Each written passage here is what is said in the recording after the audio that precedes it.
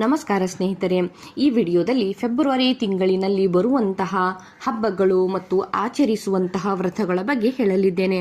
ಸ್ನೇಹಿತರೆ, ಈ ಫೆಬ್ರವರಿ ತಿಂಗಳನ್ನು ವಿದ್ಯಾರ್ಥಿಗಳು ಮತ್ತು ಕಲಾವಿದರಿಗೆ ಒಳ್ಳೆಯದು ಎಂದು ಹೇಳಲಾಗಿದೆ.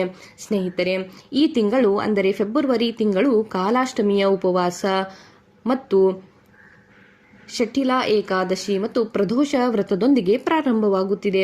ಬಳಿಕ ಎರಡನೇ ವಾರದಲ್ಲಿ ಅಮಾವಾಸ್ಯೆ, ಗಣೇಶ ಜಯಂತಿ ಮತ್ತು ವಸಂತ ಪಂಚಮಿಯಂತಹ ದಿನಗಳು ಇವೆ ಸ್ನೇಹಿತರೆ. ಇನ್ನು ಮೂರನೇ ವಾರದಲ್ಲಿ ರಥಸಪ್ತಮಿ, ಭೀಷ್ಮ ಅಷ್ಟಮಿ ಹಬ್ಬವಿದ್ದು ನಂತರದ ದಿನಗಳಲ್ಲಿ ಮಾಘ ಹುಣ್ಣಿಮೆ ಶುರುವಾಗುತ್ತದೆ. ಸ್ನೇಹಿತರೆ, ಜಯ ಏಕಾದಶಿ ಮತ್ತು ಸಂಕಷ್ಟ ಚತುರ್ಥಿ ಉಪವಾಸದೊಂದಿಗೆ ಈ ಮಾಸ ಮುಕ್ತಾಯಗೊಳ್ಳಲಿದೆ. ಸ್ನೇಹಿತರೆ, ಈ ತಿಂಗಳನ್ನು ವಿದ್ಯಾರ್ಥಿಗಳು ಮತ್ತು ಕಲಾವಿದರಿಗೆ ಒಳ್ಳೆಯದು ಎಂದು ಹೇಳಲಾಗಿದೆ. ಹಾಗಾದರೆ ಈ ತಿಂಗಳಿನಲ್ಲಿ ಆಚರಿಸಲಾಗುವಂತಹ ಹಬ್ಬಗಳು ಮತ್ತು ವ್ರತಗಳ ಸಂಪೂರ್ಣ ಮಾಹಿತಿಯನ್ನು ನಾನು ಮುಂದೆ ಹೇಳಲಿದ್ದೇನೆ. ಸ್ನೇಹಿತರೆ, ಮಾಹಿತಿ ಇಷ್ಟ ಆಗಿದ್ದಲ್ಲಿ ಚಾನೆಲ್ನ ಸಬ್ಸ್ಕ್ರೈಬ್ ಮಾಡಿಕೊಳ್ಳಿ ಹಾಗೂ ಇದೇ ರೀತಿಯಾದಂತಹ ಮಾಹಿತಿಗಳು ನನ್ನ ಈ ಚಾನೆಲ್ನಲ್ಲಿ ನಾನು ಅಪ್ಲೋಡ್ ಮಾಡುತ್ತೇನೆ. ಫೆಬ್ರವರಿ ತಿಂಗಳಿನಲ್ಲಿ ಆಚರಣೆ ಮಾಡುವಂತಹ ಹಬ್ಬಗಳು ನೋಡಿ. ಮೊದಲನೆಯದಾಗಿ ಫೆಬ್ರವರಿ 2ರಂದು ಅಂದರೆ ಶುಕ್ರವಾರ ಕಾಲಾಷ್ಟಮಿ ಇದೆ ಸ್ನೇಹಿತರೆ. ಪ್ರತಿ ತಿಂಗಳ ಕೃಷ್ಣ ಪಕ್ಷದ ಅಷ್ಟಮಿಯನ್ನು ಕಾಲಾಷ್ಟಮಿ ಉಪವಾಸವನ್ನು ಆಚರಣೆ ಮಾಡಲಾಗುತ್ತದೆ. ಶಿವಪುರಾಣದ ಪ್ರಕಾರ ಕಾಲಭೈರವ ಶಿವನ ಭಾಗದಿಂದ ಹುಟ್ಟಿಕೊಂಡವನು. ಹಾಗಾಗಿ ಈ ದಿನ ಕಾಲಭೈರವನು ಅಥವಾ ಭೈರವಾಷ್ಟಮಿ ಎಂದು ಕೂಡ ನಾವು ಕರೆಯುತ್ತೇವೆ. ಈ ದಿನ ವ್ರತ ಆಚರಣೆ ಕೈಗೊಳ್ಳುವುದರಿಂದ ದೇವ ಶಿವನು ಇಷ್ಟಾರ್ಥಗಳನ್ನು ನೆರವೇರಿಸುತ್ತಾರೆ ಮತ್ತು ಶುಭ ಫಲವನ್ನು ನೀಡುತ್ತಾರೆ ಎನ್ನುವಂತಹ ನಂಬಿಕೆ ಇದೆ. ಸ್ನೇಹಿತರೆ, ಈ ತಿಂಗಳ ಕಾಲಾಷ್ಟಮಿಯು ಫೆಬ್ರವರಿ 2ರಂದು ಅಂದರೆ ಶುಕ್ರವಾರದಂದು ನಾವು ಆಚರಣೆ ಮಾಡಬೇಕು. ಅದಾದ ನಂತರ ಫೆಬ್ರವರಿ 6 ಮಂಗಳವಾರದಂದು ಸ್ನೇಹಿತರೆ ಏಕಾದಶಿ ವ್ರತ ಇದೆ. ಸ್ನೇಹಿತರೆ, ಪೌಷ ಮಾಸದ ಕೃಷ್ಣ ಪಕ್ಷದ ಏಕಾದಶಿಯನ್ನು ಶಟಿಲಾ ಏಕಾದಶಿ ಎಂದು ಕರೆಯಲಾಗುತ್ತದೆ.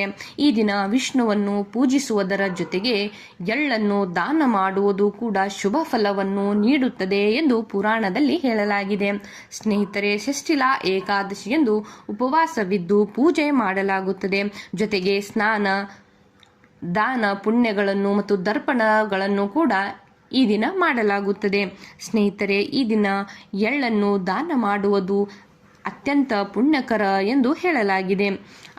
ಅದಾದ ನಂತರ ಫೆಬ್ರವರಿ 7 ಸ್ನೇಹಿತರೆ ಬುಧವಾರದಂದು ಪ್ರದೋಷ ವ್ರತ ಇದೆ. ಸ್ನೇಹಿತರೆ, ಪ್ರದೋಷ ವ್ರತವನ್ನು ತ್ರಯೋದಶಿ ವ್ರತ ಎಂದು ಕೂಡ ಕರೆಯುತ್ತಾರೆ. ಈ ವ್ರತವು ಭಗವಾನ್ ಶಿವ ಮತ್ತು ಆತನ ಪತ್ನಿ ಪಾರ್ವತಿಗೆ ಸಂಬಂಧಿಸಿದ ವ್ರತವಾಗಿದೆ. ಪ್ರದೋಷ ವ್ರತವನ್ನು ಸಾಮಾನ್ಯವಾಗಿ 2 ತಿಂಗಳಲ್ಲಿ 2 ಬಾರಿ ಆಚರಿಸಲಾಗುತ್ತದೆ. ಫೆಬ್ರವರಿ ತಿಂಗಳ ಮೊದಲ ಪ್ರದೋಷ ವ್ರತ ಫೆಬ್ರವರಿ 7ರಂದು ಮತ್ತು 21ರಂದು ಕೂಡ ಪ್ರದೋಷ ವ್ರತ ಬಂದಿದೆ ಸ್ನೇಹಿತರೆ. ಇನ್ನು ಬುಧವಾರ ಪ್ರದೋಷ ವ್ರತ ಬರುವುದರಿಂದ ಮತ್ತು ಇದರ ಆಚರಣೆ ಮಾಡುವುದರಿಂದ ಎಲ್ಲ ರೀತಿಯ ಇಷ್ಟಾರ್ಥಗಳು ನೆರವೇರುತ್ತವೆ ಎನ್ನುವಂತಹ ನಂಬಿಕೆ ಕೂಡ ಇದೆ ಸ್ನೇಹಿತರೆ. ಅದಾದ ನಂತರ ಫೆಬ್ರವರಿ 8 ಅಂದರೆ ಗುರುವಾರ ಬರುತ್ತದೆ ಸ್ನೇಹಿತರೆ. ಈ ದಿನ ಮೇರು ತ್ರಯೋದಶಿ ಇದೆ ಸ್ನೇಹಿತರೆ. ಮೇರು ತ್ರಯೋದಶಿ ಜೈನ್ ಧರ್ಮದಲ್ಲಿ ಒಂದು ಮಹತ್ವದ ಹಬ್ಬವಾಗಿದೆ. ಇದನ್ನು ಆಚರಿಸುವ ಹಿಂದಿನ ಉದ್ದೇಶವೇನೆಂದರೆ ತೀರ್ಥಂಕರ ರಿಷಭ ದೇವ ಅವರು ನಿರ್ಮಾಣದ ದಿನವಾಗಿದೆ. ಹಾಗಾಗಿ ಈ ಶುಭ ದಿನವನ್ನು ಋಷಭ ದೇವನ ನಿರ್ವಹಣಾ ಕಲ್ಯಾಣದ ದಿನ ಎಂದು ಅವರು ಆಚರಿಸುತ್ತಾರೆ ಸ್ನೇಹಿತರೆ. ಅದಾದ ನಂತರ ಫೆಬ್ರವರಿ 9ರಂದು ಮೌನಿ ಅಮಾವಾಸ್ಯೆ ಅಥವಾ ದಶ ಅಮಾವಾಸ್ಯೆ ಇದೆ ಸ್ನೇಹಿತರೆ. ದಶ ಅಮಾವಾಸ್ಯೆಯನ್ನು ಧಾರ್ಮಿಕವಾಗಿ ಧರ್ಮಗ್ರಂಥಗಳಲ್ಲಿ ಬಹಳ ವಿಶೇಷವೆಂದು ಹೇಳಲಾಗಿದೆ. ಪೌಷ ಅಮಾವಾಸ್ಯೆ ಕೃಷ್ಣ ಪಕ್ಷದ ಅಮಾವಾಸ್ಯೆಯನ್ನು ಪೌಷ ಅಮಾವಾಸ್ಯೆ ಎಂದು ಅಥವಾ ಮೌನಿ ಅಮಾವಾಸ್ಯೆ ಎಂದು ಅಥವಾ ದಶ ಅಮಾವಾಸ್ಯೆ ಎಂದು ಕರೆಯಲಾಗಿದೆ. ಆ ಅಮಾವಾಸ್ಯೆಯೆಂದು ಮೌನವಾಗಿ ಮಾಡುವ ಜಪ, ತಪಸ್ಸು ಮತ್ತು ದಾನದಿಂದ ಭಗವಾನ ವಿಷ್ಣುವು ತುಂಬಾ ಪ್ರಸನ್ನನಾಗುತ್ತಾನೆ ಮತ್ತು ವಿಶೇಷ ಫಲಗಳನ್ನು ನೀಡುತ್ತಾರೆ ಎಂದು ಪುರಾಣದಲ್ಲಿ ಉಲ್ಲೇಖ ಮಾಡಲಾಗಿದೆ ಸ್ನೇಹಿತರೆ. ಅದಾದ ನಂತರ ನೋಡಿ ಫೆಬ್ರವರಿ 13 ಅಂದರೆ ಮಂಗಳವಾರ ಬರುತ್ತದೆ ಸ್ನೇಹಿತರೆ. ಈ ದಿನ ಗಣೇಶ ಜಯಂತಿ ಅಥವಾ ವಿನಾಯಕ ಚತುರ್ಥಿ ಇದೆ ಸ್ನೇಹಿತರೆ. ಹಿಂದೂ ಕ್ಯಾಲೆಂಡರ್ಗಳ ಪ್ರಕಾರ ಮಾಸಿಕ ವಿನಾಯಕ ಚತುರ್ಥಿಯ ಹಬ್ಬವನ್ನು ಪ್ರತಿ ತಿಂಗಳು ಶುಕ್ಲ ಪಕ್ಷದ ಚತುರ್ಥಿ ತಿಥಿಯೆಂದು ಆಚರಿಸಲಾಗುತ್ತದೆ. ಈ ದಿನದಂದು ಜನರು ಗಣೇಶನನ್ನು ಮೆಚ್ಚಿಸಲು ಉಪವಾಸವನ್ನು ಮಾಡುತ್ತಾರೆ ಮತ್ತು ರಾತ್ರಿಯಲ್ಲಿ ಉಪವಾಸವನ್ನು ಮುರಿಯುತ್ತಾರೆ. ಮಾಡುತ್ತಾರೆ ಸ್ನೇಹಿತರೆ. ಆದರೆ ಇತರ ಉಪವಾಸಗಳಂತೆ ಈ ಉಪವಾಸದಲ್ಲಿ ಚಂದ್ರ ದರ್ಶನ ಮಾಡುವುದಿಲ್ಲ ಸ್ನೇಹಿತರೆ. ಗಣೇಶ ಜಯಂತಿಯ ದಿನದಂದು ಚಂದ್ರನ ದರ್ಶನವನ್ನು ನಿಷೇಧಿಸಲಾಗಿದೆ. ಈ ಬಾರಿ ಗಣೇಶ ಜಯಂತಿ ಅಥವಾ ವಿನಾಯಕ ಚತುರ್ಥಿಯನ್ನು ನಾವು ಫೆಬ್ರವರಿ 13ರಂದು ಬಂದಿದೆ ಸ್ನೇಹಿತರೆ. ಅದೇ ರೀತಿಯಾಗಿ ಫೆಬ್ರವರಿ 14 ಬುಧವಾರ ಬರುತ್ತದೆ ಸ್ನೇಹಿತರೆ. ಅವತ್ತು ವಸಂತ ಪಂಚಮಿ ಇದೆ. ವಸಂತ ಪಂಚಮಿಯನ್ನು ವಸಂತ ಪಂಚಮಿ ಎಂದು ಕೂಡ ಕರೆಯುತ್ತಾರೆ. ಈ ಹಬ್ಬವನ್ನು ಸಾಮಾನ್ಯವಾಗಿ ಫೆಬ್ರವರಿ ವಸಂತ ಕಾಲದಲ್ಲಿ ಆಚರಿಸಲಾಗುತ್ತದೆ. ಈ ಶುಭ ದಿನದಂದು ಜ್ಞಾನ, ಸಂಗೀತ ಮತ್ತು ವಿದ್ಯೆಯ ದೇವತೆಗೆ ಸಮರ್ಪಿತವಾದ ಸರಸ್ವತಿ ದೇವಿಯನ್ನು ಪೂಜಿಸಲಾಗುತ್ತದೆ. ಜೀವನದಲ್ಲಿ ಹೊಸತನ್ನು ಪ್ರಾರಂಭಿಸಲು ವಸಂತ ಪಂಚಮಿ ಒಂದು ಶುಭ ದಿನವಾಗಿದೆ ಎಂದು ಕೂಡ ಹೇಳಲಾಗಿದೆ. ಹಾಗಾಗಿ ಈ ಬಾರಿ ವಸಂತ ಪಂಚಮಿಯನ್ನು ನಾವು ಫೆಬ್ರವರಿ 14ರಂದು ಬುಧವಾರ ಆಚರಣೆ ಮಾಡಬೇಕು ಸ್ನೇಹಿತರೆ. ಅದಾದ ನಂತರ ಬರುತ್ತದೆ ಫೆಬ್ರವರಿ 16 ಸ್ನೇಹಿತರೆ. ಫೆಬ್ರವರಿ 16ರಂದು ಶುಕ್ರವಾರ ಬಂದಿದೆ. ಈ ದಿನ ರಥಸಪ್ತಮಿ ಇದೆ ಸ್ನೇಹಿತರೆ. ರಥಸಪ್ತಮಿಯನ್ನು ಹಿಂದೂ ಕ್ಯಾಲೆಂಡರ್ ಪ್ರಕಾರ ಮಾಘ ತಿಂಗಳಿನಲ್ಲಿ ಅಂದರೆ ಜನವರಿ ಫೆಬ್ರವರಿಯಲ್ಲಿ ಶುಕ್ಲ ಪಕ್ಷದ 7ನೆಯ ದಿನ ಅಥವಾ ಹುಣ್ಣಿಮೆಯ ಹಂತದಲ್ಲಿ ಆಚರಿಸಲಾಗುತ್ತದೆ ಸ್ನೇಹಿತರೆ. ಹಿಂದೂ ಧರ್ಮದ ಸಂಪ್ರದಾಯದ ಪ್ರಕಾರ ಭಗವಾನ್ ಸೂರ್ಯನು 7 ಕುದುರೆಗಳ ರಥದ ಮೇಲೆ ಸವಾರಿ ಮಾಡುತ್ತಾನೆ ಎನ್ನುವಂತಹ ನಂಬಿಕೆ ಇದೆ. ಈ ರೂಪವನ್ನು ರಥಸಪ್ತಮಿ ಹಬ್ಬದ ಸಮಯದಲ್ಲಿ ಪೂಜಿಸಲಾಗುತ್ತದೆ. ಈ ಬಾರಿ ರಥಸಪ್ತಮಿಯನ್ನು ಫೆಬ್ರವರಿ 16ರಂದು ಶುಕ್ರವಾರ ನಾವು ಆಚರಣೆ ಮಾಡಬೇಕು ಸ್ನೇಹಿತರೆ. ರಥಸಪ್ತಮಿಗೆ ಸಂಬಂಧಿಸಿದ ಒಂದು ಸಂಪೂರ್ಣ ಮಾಹಿತಿಯ ಒಂದು ವಿಡಿಯೋ ನಾನು ಈ ನನ್ನ ಚಾನೆಲ್ನಲ್ಲಿ ಅಪ್ಲೋಡ್ ಮಾಡಿದ್ದೇನೆ ಸ್ನೇಹಿತರೆ. ಅದನ್ನು ಕೂಡ ನೀವು ನೋಡಬಹುದು. ಅದಾದ ನಂತರ ಬರುವುದು ಫೆಬ್ರವರಿ 20 ಸ್ನೇಹಿತರೆ, ಮಂಗಳವಾರ ಬರಲಿದೆ. ಫೆಬ್ರವರಿ 20ರಂದು ಜಯ ಏಕಾದಶಿ ಇದೆ ಸ್ನೇಹಿತರೆ. ಪಂಚಾಂಗದ ಪ್ರಕಾರ ಮಾಘ ಮಾಸದ ಶುಕ್ಲ ಪಕ್ಷದ ಏಕಾದಶಿ ತಿಥಿಯನ್ನು ಅಥವಾ ದಿನವನ್ನು ಜಯ ಏಕಾದಶಿ ಎಂದು ಹೇಳಲಾಗುತ್ತದೆ.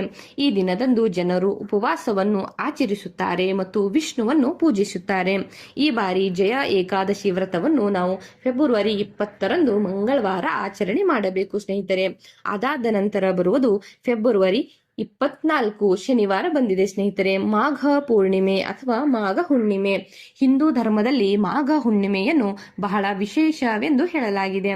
ಮಾಘ ಪೂರ್ಣಿಮೆಯನ್ನು ಅಥವಾ ಮಾಘ ಹುಣ್ಣಿಮೆಯನ್ನು ನಾವು ಈ ಬಾರಿ ಫೆಬ್ರವರಿ 24ರಂದು ಶನಿವಾರ ಆಚರಣೆ ಮಾಡಬೇಕು. ಈ ಹುಣ್ಣಿಮೆಯ ದಿನದಂದು ದೇವತೆಗಳು ಭೂಮಿಗೆ ಬರುತ್ತಾರೆ ಎಂದು ನಂಬಲಾಗಿದೆ.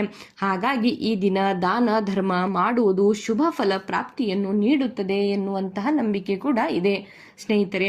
ಅದಾದ ನಂತರ ಬರುವುದು ಫೆಬ್ರವರಿ 28. ಫೆಬ್ರವರಿ 28 ಬುಧವಾರದಿಂದ ಬಂದಿದೆ ಸ್ನೇಹಿತರೆ. ಈ ದಿನ ಮಾಘ ಮಾಸದ ಕೃಷ್ಣ ಪಕ್ಷದ ಸಂಕಷ್ಟ ಚತುರ್ಥಿಯ ದ್ವಿಜ ಪ್ರಿಯ ಸಂಕಷ್ಟ ಚತುರ್ಥಿ ಎಂದು ಹೇಳಲಾಗಿದೆ. ಈ ಸಂಕಷ್ಟ ಚತುರ್ಥಿಯ ದಿನ ಧಾರ್ಮಿಕವಾಗಿ ಪಾರ್ವತಿ ಸುತ ಗಣೇಶನನ್ನು ನಾವು ಶ್ರದ್ಧಾಭಕ್ತಿಯಿಂದ ಪೂಜಿಸಬೇಕು ಸ್ನೇಹಿತರೆ. ಗಣೇಶ ಪುರಾಣದ ಪ್ರಕಾರ ಈ ಉಪವಾಸದ ಪರಿಣಾಮವು ಅದೃಷ್ಟ, ಸಮೃದ್ಧಿ ಮತ್ತು ಸಂತಾನದ ಸಂತೋಷವನ್ನು ತರುತ್ತದೆ ಎಂದು ಹೇಳಲಾಗಿದೆ. ಈ ಬಾರಿಯ ದ್ವಿಜಪ್ರಿಯ ಸಂಕಷ್ಟ ಚತುರ್ಥಿಯು ನಾವು ಫೆಬ್ರವರಿ 28ರಂದು ಬುಧವಾರ ಆಚರಣೆ ಮಾಡಬೇಕು ಸ್ನೇಹಿತರೆ. ಇಷ್ಟೆಲ್ಲ ಹಬ್ಬಗಳು ನಮ್ಮ ಈ ಫೆಬ್ರವರಿ ತಿಂಗಳಿನಲ್ಲಿ ಆಚರಿಸಲಾಗುತ್ತವೆ ಸ್ನೇಹಿತರೆ. ಈ ಎಲ್ಲ ಹಬ್ಬಗಳ ಸಂಪೂರ್ಣ ಮಾಹಿತಿಯ ವಿಡಿಯೋ ಕೂಡ ನಾನು ಈ ನನ್ನ ಚಾನೆಲ್ನಲ್ಲಿ ಅಪ್ಲೋಡ್ ಮಾಡುತ್ತೇನೆ ಸ್ನೇಹಿತರೆ.